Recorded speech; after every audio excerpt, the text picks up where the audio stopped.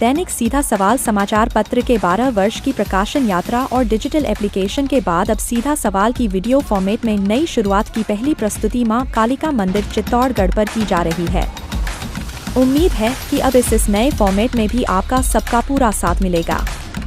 आइए चलते हैं मां कालिका के मंदिर। मां आदिशक्ति के विभिन्न स्वरूपों की पूजा अर्चना की जाती है।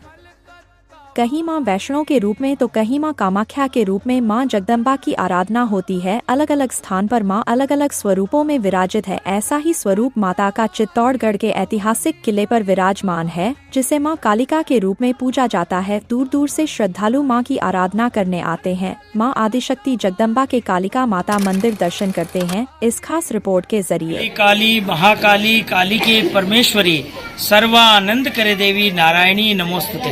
कालिका माता तो सबको आनंद देने वाली है। काली जिसकी रोज दिवाली है, और काली और बचन न जाए खाली। जो भी मनोकामना करते हैं वो पूरी होती है। अनादि काल से मां आदिशक्ति को शक्ति स्वरूप माना जाता है। 9 रूपों में मां की पूजा की जाती है। ऐसा ही मां कालिका का आदिशक्ति स्वरूप चित्तौड़गढ़ की ऐतिहासिक भक्ति और शक्ति की धरा की विश्व पहचान बने चित्तौड़गढ़ के किले पर बना है। इस मंदिर में मां आदिशक्ति अपने काली का स्वरूप में विराजमान है। मान्यता है कि सालों पहले यह एक सूर्य मंदिर हुआ करता था और मां आदिशक्ति इस घर की रक्षा करती थी। कालांतर में इस मंदिर में मां के कालिका माता स्वरूप की स्थापना हुई, जो आज न केवल चित्तौड़गढ़ बल्कि मेवाड़ सहित मालवा और आसपास के क्षेत्र के श्रद्धालुओं की आस्था का केंद्र है। मैं अरविंद भट्ट। अरविंद जी, बात करें कालिका माता मंदिर का क्या इतिहास है? कालिका माता का बहुत प्राचीन इतिहास है।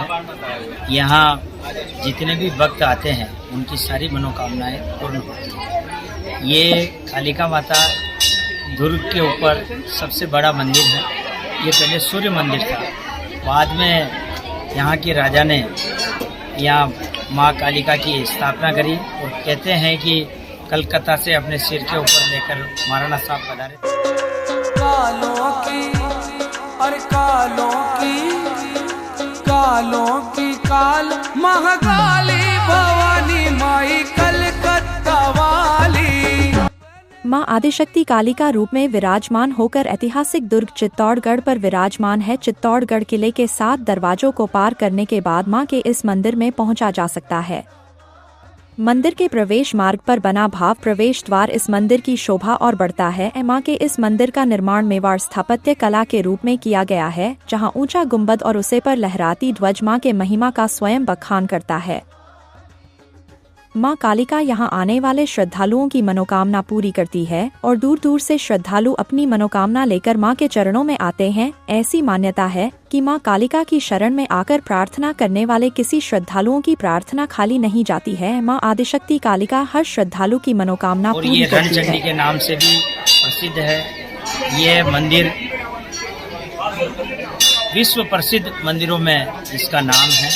और कालिका माता के जो मंदिर के अंदर जो मूर्ति है कालिका माता में, साइड में कालिका माता है, सामने अम्बा है। और युद्ध में माता जी चल प्रतिमा होने से युद्ध में साथ रहती थी, और युद्ध के अंदर जितने भी राजा साहब ने युद्ध लड़े हैं यहाँ, उनके साथ ही माँ भगवती की पूजा हुई। और माता की कृपा से कभी महाराणा साहब ने पराजय स्वीकार नहीं करी, शहीद हो गए और अपना सर्वस्व न्यौछावर कर दिया मातृभूमि के लिए। तो ये भगवती की ऐसी असीम कृपा रही, परतंत्र कभी नहीं रहे। स्वाभिमान के लिए हमेशा माँ भगवती ने आशीर्वाद। चित्तौड़गढ़ जिले को अफीम का उत्पादक जिला माना जाता है, और यहाँ अफीम किसान भी बहुत अधिक है। अफीम की फसल को लेकर माना जाता है कि जब तक देवी आशीर्वाद नहीं हो तो फसल का श्रेष्ठ उत्पादन लेना संभव नहीं हो पाता है। ऐसे में अफीम की फसल पैदा करने वाले किसान भी उनका उत्पादन अच्छा हो और फसल का अच्छा फायदा मिले, इसके लिए माँ के चरणों में आकर शीश नवाते हैं। और ममता महिमा कालिका भक्तों की सभी मनोकामनाएं पूरी करती है। मां कालिका के मंदिर के दर्शन की बात की जाए तो सुबह मां के दर्शन खुल जाते हैं। आरती के पश्चात दिन भर मां का यह मंदिर श्रद्धा से आने वाले भक्तों के लिए खुला रहता है। वहीं नवरात्रि में मां की विशेष पूजा अर्चना और अनुष्ठान होते हैं। इसी के साथ नवरात्रि में घट स्थापना के साथ ही नवरात्रि पर्व की शुरुआत पूरे जिले में होती है। तो चित्तौड़गढ़ की स्थापना का दिन माने जाने वाले चित्तौड़ आठम पर्व पर आयोजन करने वाली महोत्सव समिति ध्वज स्थापना और हवन के साथ इस पर्व की शुरुआत करती है, जिसमें 3 दिवसीय आयोजन किए जाते हैं। नवरात्रि पर 9 दिन तक विशेष अनुष्ठान और आयोजन मां कालिका के इस मंदिर में होते यहाँ हैं। देखो सर, 2 नवरात्रि होती है, एक तो चैत्री नवरात्रि है और एक आशोद की नवरात्रि। दोनों नवरात्रि में विशेष आशोद की जो नवरात्रि आती है दीपावली से पहले, वहाँ बहुत सारे भक्त आते हैं और चैत्री में थोड़े कम आते हैं, लेकिन आते हैं। नवरात्रि दोनों अपनी जगह सही है। किस तरह के अनुष्ठान होते हैं यहाँ पे? अनुष्ठान दुर्गा अनुष्ठान होते हैं, चंडी पाठ होते हैं और कोई विशेष प्रार्थना है जिसमें कोई मनोकामना, तो संपुटी दुर्गा पाठ भी है। तो किसान है, कोई बड़ी संख्या में यहाँ आते हैं, क्या मान्यता है? हाँ, कालिका माता मंदिर में जिस प्रकार सांवरिया सेठ के वहाँ पधारते हैं, वैसे बहुत सारे भक्त जब बुआई की जाती है उस समय माँ भगवती को विशेष अर्चना करके प्रार्थना करके यहाँ से चुन्नी और सारे ले जाते हैं और प्रार्थना करते हैं कि मेरी फसल सही हो जाए। और इसी प्रकार यहाँ पालने भी बांधते हैं, जिसके बच्चे बच्ची नहीं हो रहे हैं तो वो भी भगवती से प्रार्थना करते हैं और उनको भी आशीर्वाद देती है। राजनेता भी सब पधारते हैं, भक्त भी पधारते हैं और बच्चे स्टूडेंट सारे पधारते हैं और सब अपनी मनोकामनाएं पूरी होती है। जिसमें दूर दूर से बड़ी संख्या में श्रद्धालु मां के मंदिर में पहुंचते हैं। शक्ति, भक्ति और शौर्य की अमर धरा चित्तौड़गढ़ की पहचान मां कालिका के चमत्कारों के चलते और व्यापक हो चली है। मां के मंदिर में 24 घंटे अखंड ज्योति चलती है, जो श्रद्धालुओं को जीवन में नवीन उल्लास और हर्ष की प्रेरणा देती है। मां कालिका सबकी मनोकामनाएं पूर्ण हो। कालों की और कालों